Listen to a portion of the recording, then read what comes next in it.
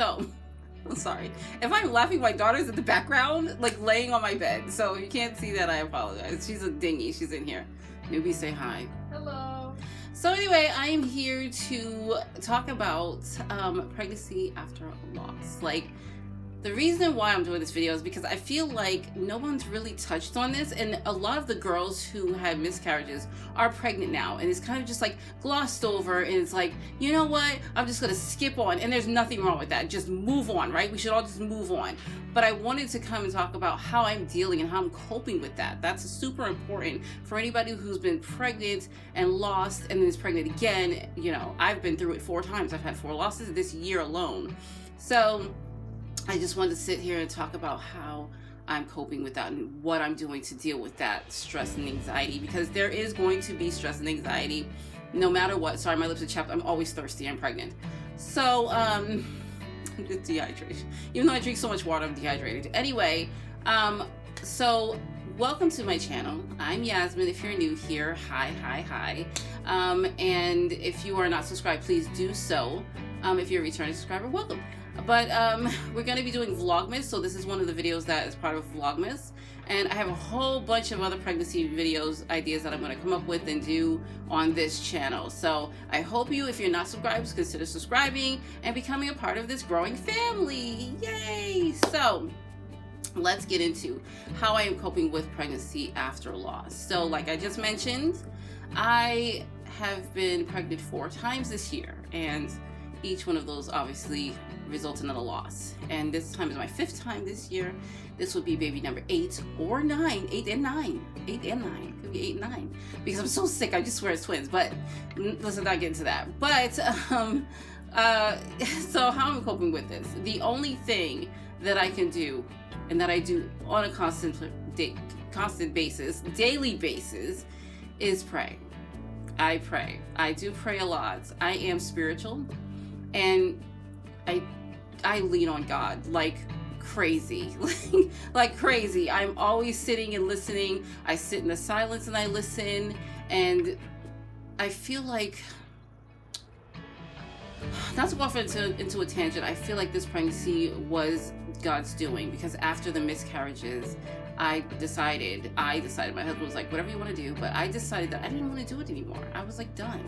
But then I'm spiritual, right? So I started seeing the number 333 everywhere, like everywhere.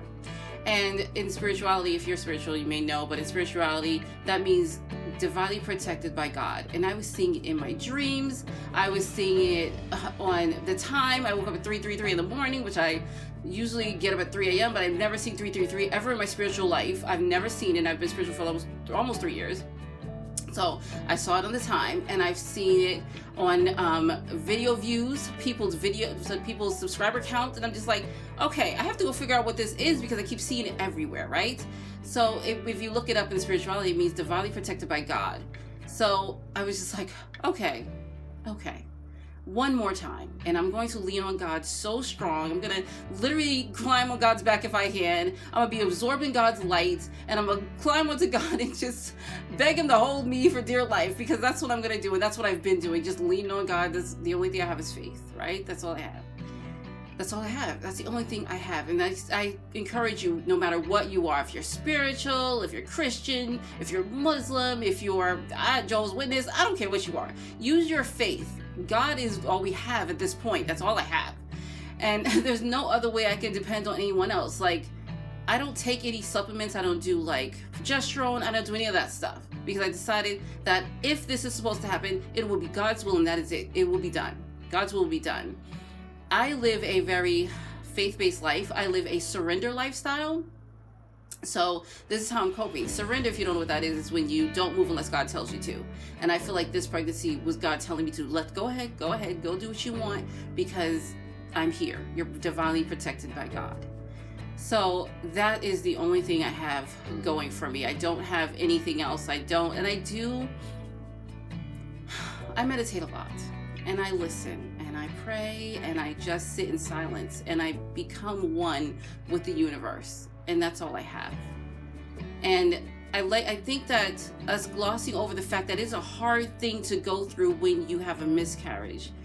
and then get pregnant again, that fear, that anxiety, that stress is there, and it's real, and nobody can take that from you. But the only thing I can do is breathe, take a deep breath, and know that whatever God's will be God's will. What God's will be done, and it's in His name. And Father is the only thing we have. So I try to breathe. Sorry, I have a 4-year-old. He's very animated. So if you hear him, I apologize. All I can do is breathe. And like when I first got pregnant, of course, if you didn't see that video, I'll link it down below. I literally cried because all I could think was, oh my gosh, is this going to end in another miscarriage or, anything? A chemical pregnancy? I didn't know what it was going to end in. My first thought was chemical pregnancy because I had 2 back to back. And I stopped right there and I said, you know what? No, I'm not going to think about this anymore because God has this. And I'm going to tell you a quick story. When I got pregnant, before I even found out I was pregnant, I remember crying to my husband and saying, this isn't fair. This before I even knew I was pregnant. I was very emotional in the beginning. Before I even knew I was pregnant, I was like, this isn't fair. I'm devastated. I can't believe this happened to me. And I'm just crying and bawling. My husband just holding me and just trying to be super supportive, right? That night, I went to sleep and I had a dream. And I had a dream of tons of trash bags in my house. And I was frantically trying to clean this house up. And I opened the sink and everything just collapsed in.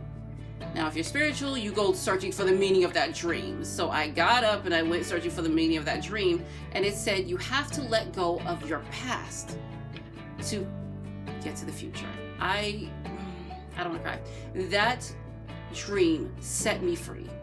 And I'm going to be completely honest with you, literally set me free. That one little dream set me free. I no longer worry about my past because, again, I'm being told by God that that's in your past. You need to move on to the future. That's the past. And that one little dream I hold on to that.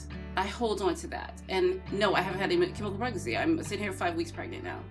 So I don't know when you're going to see this video. I'll probably be further along, but I hold on to that. All I have is my faith. That's all I have.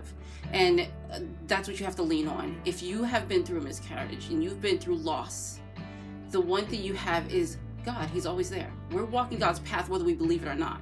So everything that you're dealing with, all of the loss, all of the sadness, all the stress, all the anxiety, all of the worry, let it go. But everything we're dealing with is in God's plan. That is literally God's plan. You're walking God's path, right? So all you can do is ease into it, go with the flow, and continuously ask God, like, what's this for? I continuously ask, what's this for? What am I doing now? How much longer? I asked, how much longer? How many more? And the answer was shown to me. It was literally shown to me. So I'm sitting here now, very confident in this pregnancy, not worried about it at all, because whatever happens is in God's hands. So if you've been there, breathe. Just breathe. Breathe with me because I'm sitting right with you. And every day I have to remind myself, sometimes I have to remind myself multiple times a day, let's just breathe because that's all you can do. And remember that you're not in control of this. You're just not. All right, that is it. I'm going to get out of here because I do have a couple of other videos to shoot. I do want to film my 2-week wait symptoms before my BFP. I'm so excited. And I want to shoot my 3 and 4 week pregnancy update. So if you're not subscribed, again, do so. I'll link my live pregnancy test down below. You can watch me sob and cry like a horrible person into a pillow. And yeah, that's it. I'll see you in the next one. Bye. Life is gonna happen one way or the other.